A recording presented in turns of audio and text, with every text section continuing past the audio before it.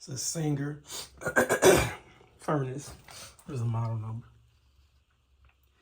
Let's see if I can read this.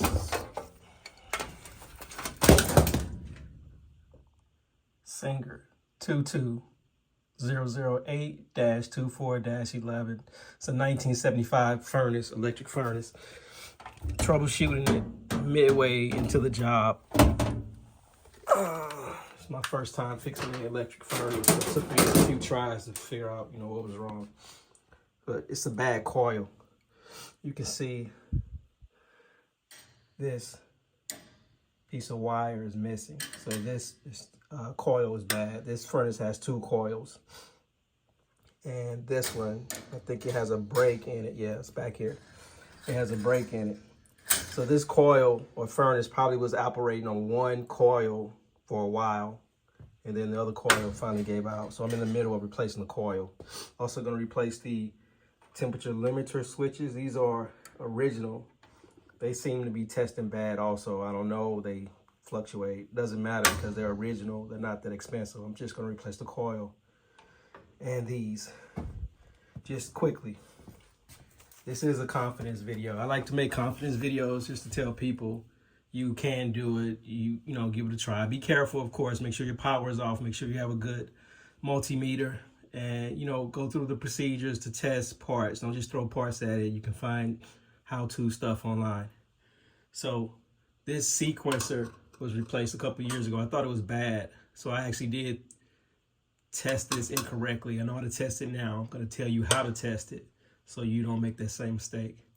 So the sequencer, blower relay, transformer, it steps down the 120 volts to 24 volts and feeds your sequencer. Your sequencer heats up and feeds your fan, relay, and your coil power.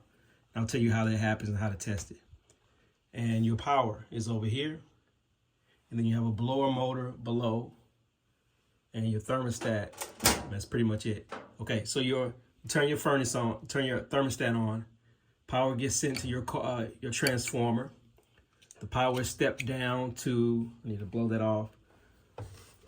Your power is stepped down to from 120 volts to 24 volts. Powers up your heat sequencer. These have different timings on when they activate. So this one is, I think it activates. You can read the top, the numbers on the top. It tells you how long it takes for this sequencer to kick on. So I think this may be like a 20-second sequencer. So what that means is 24 volts gets fed to the bottom. It heats up, the current heats up basically a electric plate, and there's a pin. Once it heats up, it pushes up to this top switch. Once it pushes up, it closes this switch and you get power on this switch. Some go one at a time. So it may get this switch, and then you have to wait another time, 20, 40 seconds, and the pin rises and makes contact with this top switch. This one is all one switch. So about 20 seconds, right here, a pin pushes up and turns on both of these switches. This bottom switch feeds this left coil.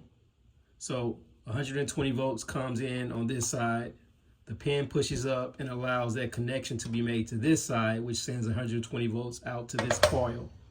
Same thing, it pushes up to the top, 110 coming in on this side, the connection gets closed and it pushes 120 volts out this wire back to the other coil on this side. Also feeds the fan, this top one feeds the fan relay.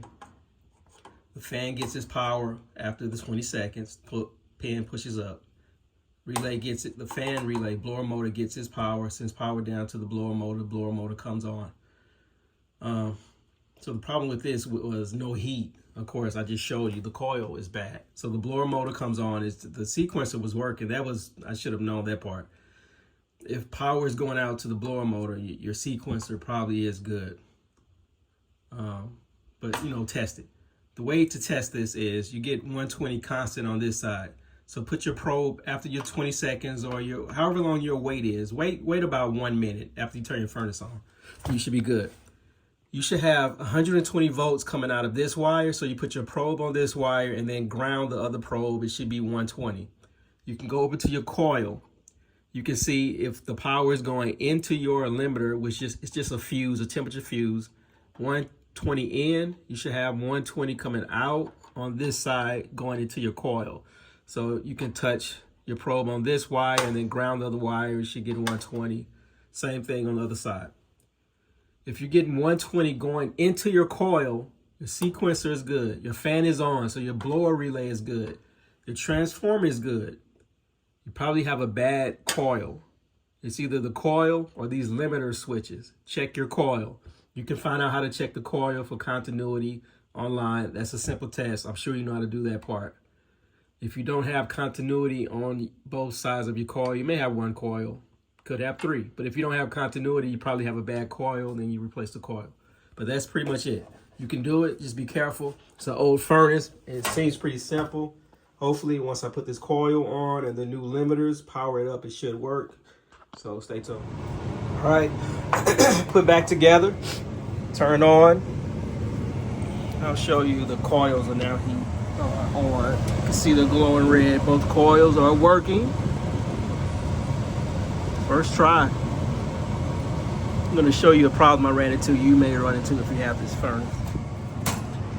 These limiters and the new coils back here, they don't fit perfectly in the holes. You may have to drill out your new coil, a little material, or cut it off before you install it. Same on this side. They don't sit flush, but these just measure temperature. If the temperature goes above 150, they kick off. So they're fine. That should work. It's on. I don't want to risk trying to drill out those holes and hit the coil and mess the coil up. So they work. Connection is good. Everything is fine. Let me show you. It's working, so there's no test needed. But let me show you how to test this limiter. Try to do it with one hand. Okay, so 120 comes through this wire to feed that coil on the right. 120 through this wire to feed the other coil. That's backwards. This coil feeds the left coil. This wire feeds the right coil. So 120 is always coming across. This heats up in 20 seconds. Your timing could be different. A pin pushes up, turns these switches on. So you have 120, I'm sorry, now feeding the coil. So 120 to ground. The meter is in my lap, trying to be careful. And there you go, you can see 120. That's how you test your sequencer. So this is done, I'm putting this together and I'm leaving.